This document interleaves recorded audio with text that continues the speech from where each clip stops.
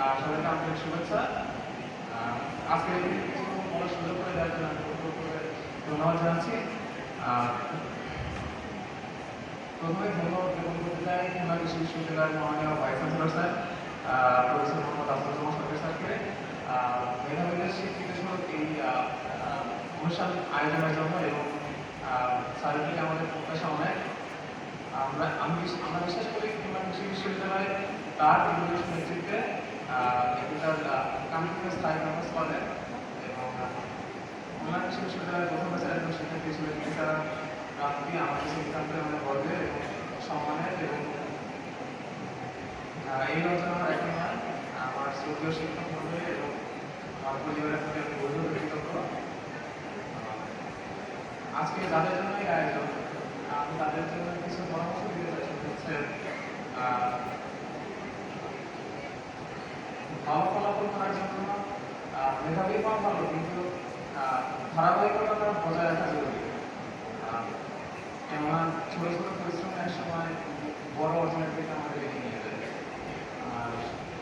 আর ভালো শিক্ষার্থী হওয়ার পাশাপাশি ভালো মানুষ হওয়াটা জরুরি।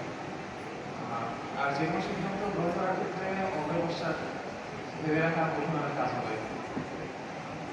এবং বিশ্ববিদ্যালয় জীবনের 4টি বছর পার করার পরে আমাদের এমন যেন মনে না হয় যে আমাদের এই সুযোগটি ছিল, কিন্তু আমাদের গাফিলতির কারণে আমরা এই সুযোগটিকে কাজে লাগাতে পারিনি এবং জীবন সফল হতে পারি। প্রত্যেকে নিজ নিজ অবস্থা থেকে হীনমন্যতে নাম করে নিজের যথাযথ চেষ্টা করতে হবে, যাতে নিজের বেস্ট কর্তব্য দিয়ে নিজের কাঙ্ক্ষিত বন্ধু করতে হবে। আরেকটি বিষয়ভাবে কথা বলতে চাই, সেটা হচ্ছে আমরা তো সরকারি বিশ্ববিদ্যালয়ের শিক্ষার্থী, সুতরাং আমাদের পড়ালেখার যে খরচটা সেটা কিন্তু বহন করে আমাদের দেশের কৃষক, শ্রমিক এবং আপামর জনতা। সো আমরা তাদের কাছে দায় করতে হবে এবং সুতরাং আমাদের দিক থেকে আমাদের চেষ্টা করতে হবে যে আমরা যেন